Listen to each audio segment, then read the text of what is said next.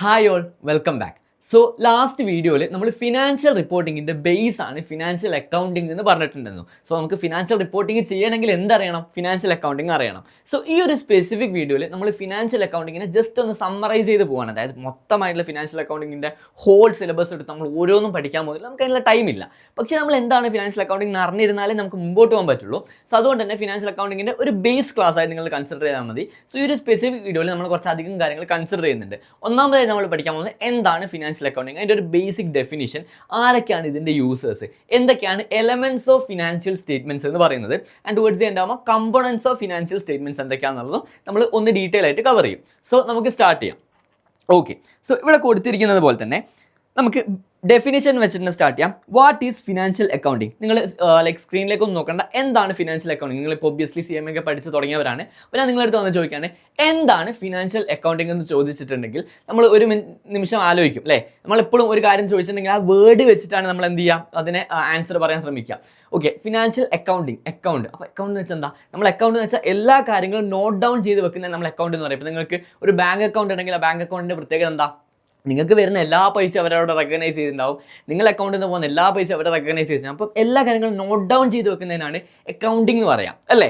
So അതേപോലെ financial accounting എന്തായിരിക്കും? ഒരു കമ്പനീൻ്റെ പെർസ്പെക്റ്റീവിലുള്ള ഫിനാൻഷ്യൽ ആസ്പെക്ട്സ് കവർ ചെയ്യുന്ന എല്ലാ കാര്യങ്ങളും എഴുതി വെക്കുന്ന, അല്ലെങ്കിൽ നോട്ട് ഡൗൺ എഴുതി വെക്കുക വെച്ചാൽ പേപ്പറും പെന്നും എടുത്ത് എഴുതി വെക്കല്ല. വി ലിവ് ഇൻ 2025 അല്ലേ. നമ്മൾ കമ്പ്യൂട്ടറിലും കാര്യങ്ങളൊക്കെ ആയിരിക്കും ചെയ്യുന്നുണ്ടാവുക. ബട്ട് സ്റ്റിൽ നിങ്ങൾ മനസ്സിലാക്കേണ്ടത് എല്ലാ കാര്യങ്ങളും നോട്ട് ഡൗൺ ചെയ്ത് വെക്കുന്നതിനാണ് നമ്മൾ എന്ത് പറയാം? ഫിനാൻഷ്യൽ അക്കൗണ്ടിങ് എന്ന് പറയാം. ജസ്റ്റ് ഒരു സിമ്പിൾ ടെർമിനോളജി അല്ലെങ്കിൽ സിമ്പിൾ ഡെഫിനിഷൻ ആണ് ഞാൻ ഇപ്പോൾ പറഞ്ഞത്. നമുക്ക് മൂവിങ് ഫോർവേഡ് എന്താ സ്പെസിഫിക് ഡെഫിനിഷനിലേക്ക് കിടക്കാം. സോ ബൈ നൗ നിങ്ങൾക്ക് മനസ്സിലാണ്ടാവും എന്താണ് ഫിനാൻഷ്യൽ അക്കൗണ്ട് എന്ന് വെച്ചാൽ എല്ലാ കാര്യങ്ങളും നോട്ട് ഡൗൺ ചെയ്ത് വെക്കണം. ഒരു കമ്പനീൻ്റെ ഫിനാൻഷ്യൽ ആസ്പെക്ട് വരുന്ന എല്ലാ കാര്യങ്ങളും നോട്ട് ഡൗൺ ചെയ്ത് വെക്കണം എന്ന് നിങ്ങൾക്ക് മനസ്സിലായിട്ടുണ്ടാവും. ഇനി നമുക്ക് ഡെഫിനിഷനിലേക്ക് കിടക്കാം. സോ ഇവിടെ നോക്കുമ്പോൾ financial accounting is A system used to record, classify, summarize a company's business transaction and report them to external users. So ഇവിടെ 2-3 ടെർമിനോളജീസ് ഇവർ പറയുന്നുണ്ട്. ഒന്നാമത് റെക്കോർഡ്. സോ അതാണ് ഞാൻ ഇനീഷ്യലി പറഞ്ഞത്, നമ്മൾ എല്ലാ കാര്യങ്ങളും നോട്ട് ഡൗൺ ചെയ്ത് വെക്കുക. സോ ഫിനാൻഷ്യൽ അക്കൗണ്ടിങ് എന്ന് വെച്ചാൽ ജസ്റ്റ് നോട്ട് ഡൗൺ ചെയ്ത് വെക്കാൻ പറ്റില്ല, റെക്കോർഡ് ചെയ്യുക, ക്ലാസിഫൈ ചെയ്യുക, സമ്മറൈസ്, അങ്ങനെ ഓരോ പ്രോസസ്സ് ഉണ്ട്. സോ റെക്കോർഡിങ്ങിനെ കൊണ്ട് ഉദ്ദേശിക്കുന്നത് നമ്മൾ ജേർണലൈസ് ചെയ്യുക. നമുക്ക് ജേർണൽ എൻട്രി എഴുതാൻ അറിയില്ലേ. സോ ജേർണലൈസ് ചെയ്യുന്നതിനാണ് നമ്മൾ റെക്കോർഡ് ചെയ്യുക എന്ന് പറയാം. ഒരു ട്രാൻസാക്ഷൻ നടന്നിട്ടുണ്ടെങ്കിൽ, ഫോർ എക്സാമ്പിൾ പറയുകയാണെങ്കിൽ ഒരു പർച്ചേസ് സംഭവിച്ചിട്ടുണ്ടെങ്കിൽ നമ്മൾ എന്ത് ചെയ്യും? അത് റെക്കോർഡ് ചെയ്യണം.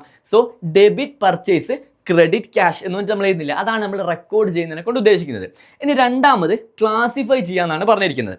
സോ ഒന്നാമത് എന്താ റെക്കോർഡ് ചെയ്യുക വെച്ചാൽ ജേർണൽ എൻട്രീനെ കൊണ്ടാണ് ഉദ്ദേശിക്കുന്നത്, ജേർണൽ എൻട്രി.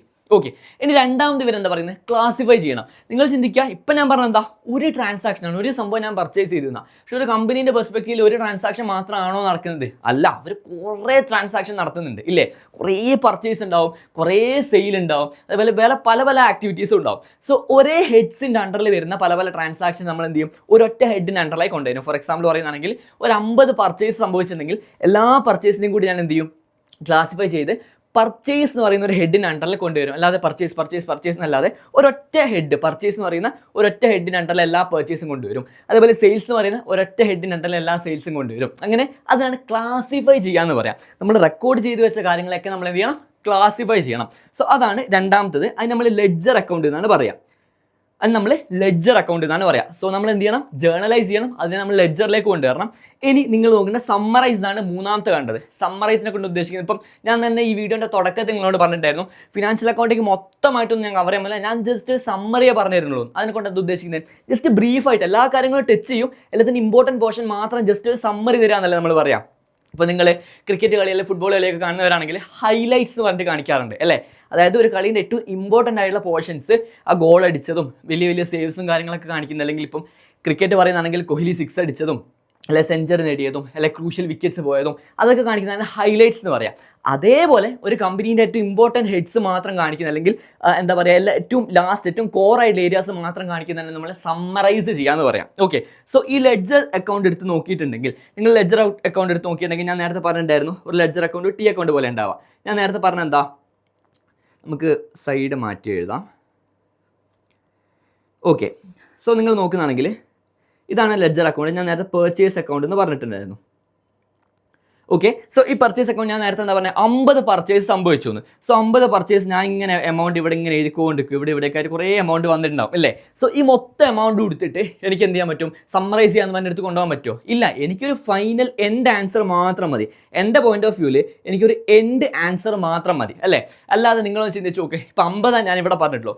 നിങ്ങളിപ്പം ഒരു ലുലു മാൾ അല്ലെങ്കിൽ എന്താ പറയുക റിലയൻസ് അങ്ങനെ വലിയ വലിയ കമ്പനീൻ്റെ പെർസ്പെക്റ്റീവ് ചിന്തിച്ചു നോക്കുക. അവർ 50 പർച്ചേസ് ആണോ ഒരു വർഷം നടത്തുക, അല്ല ഒരു മാസം നടത്തുക? അല്ല, അവർ കോടിക്കണക്കിന് പർച്ചേസ് നടത്തും അല്ലേ. സോ ഈ കോടിക്കണക്കിന് പർച്ചേസ് അങ്ങനെ എഴുതി വെച്ചിട്ടുണ്ടെങ്കിൽ നിങ്ങൾ നോക്കി നോക്കുക, എത്ര പേപ്പർ വേണ്ടി വരും? ഇതൊരാൾക്ക് കാണിച്ചു കൊടുക്കണം, എത്രയും കാണിച്ചു കൊടുക്കേണ്ടി വരും അല്ലേ. ഇനിയിപ്പോൾ കമ്പ്യൂട്ടറിലാണ് എത്ര സ്ക്രോൾ ചെയ്യേണ്ടി വരും? അത് പ്രാക്ടിക്കലി പോസിബിൾ അല്ല. സോ എൻ്റെ പോയിന്റ് ഓഫ് വ്യൂവിൽ എനിക്ക് എന്താ വേണ്ടതെന്ന് വെച്ചിട്ടുണ്ടെങ്കിൽ എൻഡ് റിസൾട്ട് മൊത്തം പർച്ചേസിൻ്റെ ടോട്ടൽ എത്രയായിട്ട് ഫൈനൽ ഫിഗർ എത്രയാണെന്ന് വേണം അല്ലേ. സോ അതിനാണ് നമ്മൾ സമ്മറൈസ് പറയാം. സോ ഈ ഫൈനൽ ഫിഗർ മാത്രം ഞാൻ എടുക്കും. ഇതേപോലെ എല്ലാ ലെഡ്ജർ അക്കൗണ്ട്സിൻ്റെയും ഫൈനൽ ഫിഗേഴ്സ് മാത്രം എടുത്ത് നമ്മൾ എന്ത് ചെയ്യും, വേറൊരു ടേബിളിലേക്ക് കൊണ്ടുപോകും. അതാണ് ട്രയൽ ബാലൻസ് എന്ന് പറയുന്നത്. സോ അതാണ് ട്രയൽ ബാലൻസ്, അതിനാണ് നമ്മൾ സമ്മറൈസ് ചെയ്യാന്ന് പറയാം. സോ അതിന് സിമ്പിളി പറയാം എന്താ, TB ട്രയൽ ബാലൻസ്. ഓക്കെ, പേരെങ്ങനെ വന്നത് ഞാൻ മൂവിങ് ഫോർവേഡ് പറഞ്ഞുതരാം. സോ നിങ്ങൾ മനസ്സിലാക്കേണ്ടത് എല്ലാ ലെഡ്ജർ അക്കൗണ്ടിൻ്റെ ബാലൻസസും നമ്മൾ എന്ത് ചെയ്യും, ട്രയൽ ബാലൻസ് കൊണ്ടുപോയിട്ട് ഇടും, അതിൻ്റെ ഏറ്റവും എൻഡ് ഫിഗേഴ്സ് മാത്രം. ഓക്കെ, സോ ട്രയൽ ബാലൻസിൻ്റെ ഫോർമാറ്റ് ഇങ്ങനെ വരിക. ഇവിടെ നമ്മൾ പെർട്ടിക്കുലേഴ്സ് എന്ന് പറഞ്ഞിട്ട് എഴുതും, പെർട്ടിക്കുലേഴ്സ്.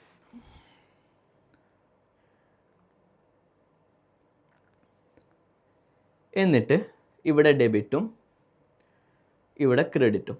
സോ ഇവിടെ ഓരോ കാര്യങ്ങൾ നമ്മൾ സെയിൽസ്, അതേപോലെ പർച്ചേസ്, അങ്ങനെ എല്ലാ കാര്യങ്ങളും എഴുതും. അതിൻ്റേതായുള്ള ഫിഗേഴ്സ് ഇവിടെയൊക്കെ ആയിട്ട് നമ്മൾ എഴുതും. ഇതാണ് ട്രയൽ ബാലൻസിനെ കൊണ്ട് ഉദ്ദേശിക്കുന്നത്.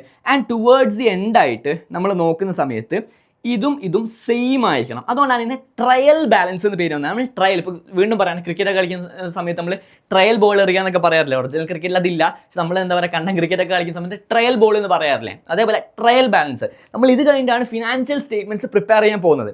സോ അത് പ്രിപ്പയർ ചെയ്യാൻ പോകുന്നതിന് തൊട്ട് മുമ്പ് നമ്മൾ നോക്കുകയാണ്, നമ്മൾ ഇതുവരെ ചെയ്തൊക്കെ കറക്റ്റ് ആണോ, ട്രയൽ ബാലൻസസ് ഒക്കെ കറക്റ്റ് ആണോ നോക്കുക. സോ അതിനാണ് ട്രയൽ ബാലൻസ് എന്ന് പറയുക. നമ്മൾ ഇത്രയും നേരം നോക്കിയ ബാലൻസസ് കറക്റ്റ് ആണോ. അതുകൊണ്ട് തന്നെ ഡെബിറ്റ് സൈഡും ക്രെഡിറ്റ് സൈഡും ഈക്വൽ ആയിരിക്കണം. ഇത് ഈക്വൽ അല്ല എന്നുണ്ടെങ്കിൽ നമ്മൾ ഇത്രയും നേരം കാൽക്കുലേറ്റ് ചെയ്ത ലെഡ്ജറിലോ ജേർണലിലോ അല്ലെങ്കിൽ നമ്മൾ എടുത്ത് എഴുതിയപ്പോൾ ട്രയൽ ബാലൻസിലൊക്കെ എന്തോ ഒരു മിസ്റ്റേക്ക് പറ്റിയിട്ടുണ്ട്. അത് മിസ്റ്റേക്ക് പറ്റിയിട്ടില്ലെങ്കിൽ എന്ത് ചെയ്യണം, അത് ഈക്വൽ ആയിട്ട് ഉണ്ടാവണം. ഓക്കെ, സോ അതിനാണ് ട്രയൽ ബാലൻസ് എന്ന് പറയാം. അപ്പോൾ നമ്മൾ തുടക്കത്തിൽ തന്നെ എന്താ പറഞ്ഞത്, ഫൈനാൻഷ്യൽ അക്കൗണ്ടിംഗ് എന്ന് പറയുന്ന ഒരു പ്രോസസ്സാണ്. അതിൽ എന്തൊക്കെ വരുന്നുണ്ട്, നമ്മൾ ആദ്യം റെക്കോർഡ് ചെയ്യണം, അതിനെ ക്ലാസിഫൈ ചെയ്യണം, ആൻഡ് എന്നിട്ട് സമ്മറൈസ് ചെയ്യണം. സോ ഇവിടെ കഴിയുന്നുണ്ടോ ഫിനാൻഷ്യൽ അക്കൗണ്ടിങ്? ഇല്ല, ഇത് കഴിഞ്ഞിട്ട് നമ്മൾ ഫൈനാൻഷ്യൽ സ്റ്റേറ്റ്മെൻറ്റ്സും കാര്യങ്ങളൊക്കെ പ്രിപ്പയർ ചെയ്യാനുണ്ട്. So for the time being നിങ്ങൾ ഈ 3 കാര്യങ്ങൾ എന്താണ് ഒരു വേഗ ഐഡിയ ഉണ്ടാക്കി വെക്കുക. ഓക്കെ, നമുക്ക് കണ്ടിന്യൂ ചെയ്യാം. എന്നിട്ട് ഇവർ പറയുന്നത് companies business transactions and report them to external users. നമ്മുടെ എക്സ്റ്റേണൽ യൂസേഴ്സിനാണ് ഇത് കൊടുക്കണം എന്ന് പറയുന്നത് അല്ലേ. ഇവർ എന്താ പറയുന്നത്, നമ്മൾ ഉണ്ടാക്കി വെച്ചിരിക്കുന്ന കാര്യങ്ങളൊക്കെ നമ്മൾ ഫിനാൻഷ്യൽ സ്റ്റേറ്റ്മെൻറ്റ്സും കാര്യങ്ങളൊക്കെ പ്രിപ്പയർ ചെയ്തിട്ട് എക്സ്റ്റേണൽ യൂസേഴ്സിന് കൊടുക്കണം എന്നാണ് പറയുന്നത്. സോ അവിടെ തന്നെ ഒരു കോൺട്രാഡിക്ഷൻ വരുന്നുണ്ട്. ഇത് ഇത്രയും കഷ്ടപ്പെട്ട് അവർക്ക് ഉണ്ടാക്കി കൊടുക്കാനാണോ നമുക്കല്ല ആവശ്യം? അല്ല, നമുക്കല്ല ആവശ്യം, അവർക്ക് തന്നെയാണ് ആവശ്യം. നിങ്ങൾ ചിന്തിച്ച് നോക്കുക, നിങ്ങൾ ഒരു ഇൻസൈഡർ അല്ല, ഔട്ട്സൈഡർ ആണ്, എക്സ്റ്റേണലി ഉള്ള ഒരാളാണ്. അപ്പം നിങ്ങൾ കുറേ പൈസയൊക്കെ ഉണ്ടാക്കി വന്നു, എന്നിട്ട് ഒരു കമ്പനിയിൽ ഇൻവെസ്റ്റ് ചെയ്യാൻ പോവാണ്. സോ ഒരു കമ്പനിയിൽ നിങ്ങൾ ഇൻവെസ്റ്റ് ചെയ്യാൻ പോകുന്ന സമയത്ത് നിങ്ങൾ എന്താ പറയുക, പുണ്യം കിട്ടാനല്ലല്ലോ നമ്മൾ ഇൻവെസ്റ്റ് ചെയ്യുന്നത്. നമ്മൾ ഇൻവെസ്റ്റ് ചെയ്യുമ്പോൾ ഒബ്വിയസ്ലി റിട്ടേൺസ് എക്സ്പെക്ട് ചെയ്യുന്നുണ്ട് ഇല്ലേ. ആ കമ്പനിയിൽ ഇന്ന് ഇൻവെസ്റ്റ് ചെയ്താൽ ഭാവിയിലെ കമ്പനി ലാഭം ഉണ്ടാക്കുന്നു, ആ ലാഭത്തിൻ്റെ ഒരു വിഹിതം എനിക്ക് കിട്ടും എന്നുള്ള പ്രതീക്ഷേൻ്റെ പുറത്താണ് നമ്മൾ ഇൻവെസ്റ്റ് ചെയ്യുന്നത് അല്ലേ. സോ അതുകൊണ്ട് തന്നെ ആ ഒരു കമ്പനി ഇൻവെസ്റ്റ് ചെയ്യണോ വേണ്ടോ എന്നുള്ള ക്രൂഷ്യൽ ഡിസിഷൻ എടുക്കാൻ വേണ്ടിയിട്ട് ആ കമ്പനീൻ്റെ പെർഫോമൻസ്, ഈ കമ്പനി ഇപ്പോൾ എങ്ങനെയാണ് പെർഫോം ചെയ്യുന്നത്, ലാഭം ഉണ്ടോ, നഷ്ടത്തിലാണോ, അവർക്ക് എത്ര അസറ്റ്സ് ഉണ്ട്, എത്ര ബാധ്യതകളുണ്ട്, ഇതൊക്കെ എനിക്ക് അറിയണം. സോ ഇതൊക്കെ അറിയാൻ വേണ്ടിയിട്ടാണ് ഞാൻ എന്ത് ചെയ്യുന്നത്, ആ ഫിനാൻഷ്യൽ അക്കൗണ്ടന്റിനോട് പറയുന്നത്, നിങ്ങൾ ഉണ്ടാക്കിയ ഫിനാൻഷ്യൽ സ്റ്റേറ്റ്മെൻറ്റ്സ് എനിക്ക് പാസ് ചെയ്യും, ഇത് ഞാനൊന്ന് പഠിക്കട്ടെ, ഇതിന് ശേഷം ഞാൻ അവിടെ ഇൻവെസ്റ്റ് ചെയ്യണോ വേണ്ടോ എന്നുള്ള ഡിസിഷൻ എടുക്കാം എന്ന് പറയുന്നത്. സോ നിങ്ങൾ മനസ്സിലാക്കേണ്ടത് ഇവിടെ ഏറ്റവും ഇമ്പോർട്ടൻ്റ് ആയിട്ട്, അതുകൊണ്ട് തന്നെ ഒരു MCQ വന്നിട്ടുണ്ടെങ്കിൽ ഫിനാൻഷ്യൽ അക്കൗണ്ടിങ് അല്ലെങ്കിൽ ഫിനാൻഷ്യൽ റിപ്പോർട്ടിംഗ് ഏറ്റവും ഇമ്പോർട്ടൻ്റ് ആർക്കാന്ന് വെച്ചിട്ടുണ്ടെങ്കിൽ എക്സ്റ്റേണൽ യൂസേഴ്സ് ആയ എസ്പെഷ്യലി ഇൻവെസ്റ്റേഴ്സ്, ബാങ്കേഴ്സ്, സപ്ലയേഴ്സ്, അതായത് പുറത്തുള്ള ആൾക്കാർ ഒരു കമ്പനിയിൽ ഇൻവെസ്റ്റ് ചെയ്യണോ വേണ്ടയോ, അല്ലെങ്കിൽ ഒരു കമ്പനിക്ക് ലോൺ കൊടുക്കണോ വേണ്ടയോ, അല്ലെങ്കിൽ ഒരു കമ്പനിക്ക് കടത്തിന് സാധനം കൊടുക്കണോ വേണ്ടയോ എന്ന് ചിന്തിക്കുന്ന കുറേ എക്സ്റ്റേണൽ യൂസേഴ്സ് ഉണ്ട്. അവർക്കാണ് ഏറ്റവും ക്രൂഷ്യൽ ആയിട്ടുള്ള കാര്യം നിങ്ങൾ മനസ്സിലാക്കാം. ഓക്കെ, സോ എന്താണ് ഫിനാൻഷ്യൽ അക്കൗണ്ടിങ് എന്ന് വളരെ വേഗമായിട്ട് എനിക്ക് കുറച്ച് അധികം ടൈം എടുത്തു എന്നറിയാം, പക്ഷേ വളരെ വേഗമായിട്ട് നിങ്ങൾ കവർ ചെയ്തിട്ടുണ്ടാവും. ഓക്കെ, ഇനി നെക്സ്റ്റ് ഈ ഫിനാൻഷ്യൽ അക്കൗണ്ടിങ്ങിൻ്റെ ഔട്ട്പുട്ടായിട്ട് ഇത് ചെയ്യുന്നതിൻ്റെ ഭാഗമായിട്ട് നമുക്ക് എന്താ കിട്ടുന്നത്? ഞാൻ നേരത്തെ പറഞ്ഞിട്ടുണ്ടായിരുന്നു, ഫിനാൻഷ്യൽ സ്റ്റേറ്റ്മെൻറ്റ്സ്. ഒരു കമ്പനീൻ്റെ ഫിനാൻഷ്യൽ സ്റ്റേറ്റ്മെൻറ്റ്സ് ആണ് ഇതിൻ്റെ എൻഡ് പ്രൊഡക്റ്റ്. നമ്മൾ ഈ ഒരു പ്രോസസ്സിലൂടെ കടന്ന് പോയി അവസാനം എൻഡ് പ്രൊഡക്റ്റായിട്ട് നമുക്ക് എന്താ കിട്ടുന്നത്? ഒരു കമ്പനീൻ്റെ ഫിനാൻഷ്യൽ സ്റ്റേറ്റ്മെൻറ്റ്സ് ആണ്. ഓക്കെ, അപ്പോൾ നിങ്ങൾ എനിക്ക് എന്ത് ഫിനാൻഷ്യൽ സ്റ്റേറ്റ്മെൻറ്റ്സ് നിങ്ങൾ സിംപ്ലി ചിന്തിച്ച് നോക്കുക. നിങ്ങൾ ഹോസ്പിറ്റലൈസ്ഡ് ആയി, നിങ്ങൾക്ക് ചെറിയൊരു അസുഖമൊക്കെ വന്നിട്ട് നിങ്ങൾ ഹോസ്പിറ്റലിൽ പോയി. ആ ഹോസ്പിറ്റലിൽ കുറേ ടെസ്റ്റും കാര്യങ്ങളൊക്കെ നടത്തും അല്ലേ.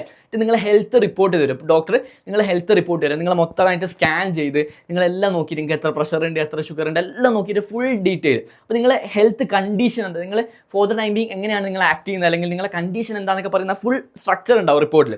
അതേപോലെ ഒരു കമ്പനീൻ്റെ പെർസ്പെക്റ്റീവിൽ കമ്പനി എങ്ങനെയാണ് പ്രവർത്തിക്കുന്നത്, അവരുടെ കറൻറ്റ് പൊസിഷൻ എന്താ, ഒരു ഭാവിയിൽ എന്താവാൻ പോകുന്നു എന്നുള്ള രീതിയിലുള്ള ഫുൾ പിക്ചർ തരുന്ന ഡോക്യുമെൻ്റാണ് നമ്മൾ ഫിനാൻഷ്യൽ സ്റ്റേറ്റ്മെൻറ്റ് എന്ന് പറയാം. Okay, a structured summary of the company's financial health and performance. കമ്പനീൻ്റെ കറൻറ്റ്ലിയുള്ള ഹെൽത്ത് എങ്ങനെയാണ്, അവരുടെ പെർഫോമൻസ് എങ്ങനെയാണ് തരുന്ന ഒരു സമ്മറൈസ്ഡ് ഡോക്യുമെൻ്റ് ആണ് ഫിനാൻഷ്യൽ സ്റ്റേറ്റ്മെൻറ്റ് എന്ന് പറയാം. എനിക്ക് തോന്നുന്നു ഇത് ഞാൻ ഭയങ്കര ഡീറ്റെയിൽ ആയിട്ട് പറയേണ്ട ആവശ്യമില്ല. ഫിനാൻഷ്യൽ സ്റ്റേറ്റ്മെൻറ്റ്സ് എന്താണെന്ന് എല്ലാവർക്കും അറിയുന്നൊരു കാര്യമാണ് അല്ലേ. സോ ഇനി നോക്കേണ്ടത്, നമ്മൾ ഇത്രയും നേരം പഠിച്ചത് എന്താ, ഫിനാൻഷ്യൽ അക്കൗണ്ടിങ് എന്താണെന്നുള്ളതാണ്. അപ്പോൾ അതിന് കോൺട്രാഡിക്ടറി ആയിട്ട് അതിൻ്റെ കൂടെ തന്നെ നമ്മൾ പറയുന്നതാണ് മാനേജ്മെൻറ്റ് അക്കൗണ്ടിങ് എന്ന് പറയുന്ന സംഭവം. ഓക്കെ, സോ എന്താണ് മാനേജ്മെൻറ്റ് അക്കൗണ്ടിങ് എന്ന് പറയുമ്പോൾ ഇതിൻ്റെ നേരെ ഓപ്പോസിറ്റാണ്. ഫിനാൻഷ്യൽ അക്കൗണ്ടിങ് ആർക്ക് വേണ്ടിയിട്ടാണ് ഉണ്ടാക്കുന്നത്, നമ്മൾ പറഞ്ഞു എക്സ്റ്റേണൽ യൂസേഴ്സിന് വേണ്ടി, പുറത്തുള്ള ഒരാൾക്ക് വേണ്ടിയിട്ടാണ് നമ്മൾ കൂടുതൽ എന്ത് ചെയ്യുന്നത്, ഫിനാൻഷ്യൽ അക്കൗണ്ടിങ് ചെയ്യുന്നത്, അല്ലെങ്കിൽ ഫിനാൻഷ്യൽ റിപ്പോർട്ടിങ് ചെയ്യുന്നത്. Management accounting on the other hand എന്താ, ഇൻറ്റേർണൽ യൂസേഴ്സിന് വേണ്ടിയിട്ടാണ്. നമുക്ക് ഇൻറ്റേർണലി ഉള്ള മാനേജ്മെൻറ്റിനും അല്ലെങ്കിൽ കോർ ടീമിനൊക്കെ ഡിസിഷൻസ് എടുക്കാനും കുറേ അധികം കാര്യങ്ങൾ ഇൻസൈറ്റ്സ് ഒക്കെ നേടാൻ വേണ്ടിയിട്ടാണ് നമ്മൾ എന്ത് ചെയ്യുന്നത്, മാനേജ്മെൻറ്റ് അക്കൗണ്ടിങ് ചെയ്യുന്നത്. സോ ഇൻറ്റേർണൽ യൂസേഴ്സിനാണ് മാനേജ്മെൻറ്റ് അക്കൗണ്ടിങ് ചെയ്യുന്നത്, അതേപോലെ എക്സ്റ്റേണൽ യൂസേഴ്സിന് വേണ്ടിയിട്ടാണ് നമ്മൾ എന്ത് ചെയ്യുന്നത്, ഫിനാൻഷ്യൽ അക്കൗണ്ടിങ് ചെയ്യുന്നത്. ഒരു ബേസിക് ഡിഫറൻസ് നിങ്ങൾ മനസ്സിലാക്കുക.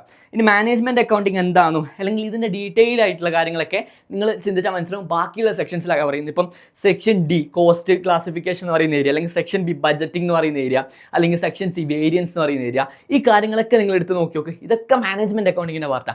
നമുക്ക് ഫിനാൻഷ്യൽ അക്കൗണ്ടിങ് എവിടെ പഠിക്കാനുള്ളൂ, section A external financial reporting എന്ന് പറയുന്ന ഏരിയയിൽ മാത്രമേ ഫിനാൻഷ്യൽ അക്കൗണ്ടിംഗ് എന്ന് പറയുന്ന ഏരിയ നമ്മൾ കവർ ചെയ്യുന്നുള്ളൂ. ഓക്കെ, സോ ഈ ഒരു ഏരിയ എന്താണ് ഫിനാൻഷ്യൽ അക്കൗണ്ടിങ് എന്ന് ബൈ നൗ നിങ്ങൾക്ക് ഒരു വേഗ് ആയിട്ട്, ഞാൻ പറയുന്നില്ല 100% ക്ലാരിറ്റി കിട്ടി, ഞാൻ പറയുന്നില്ല, ഞാൻ പറഞ്ഞിട്ടുമില്ല.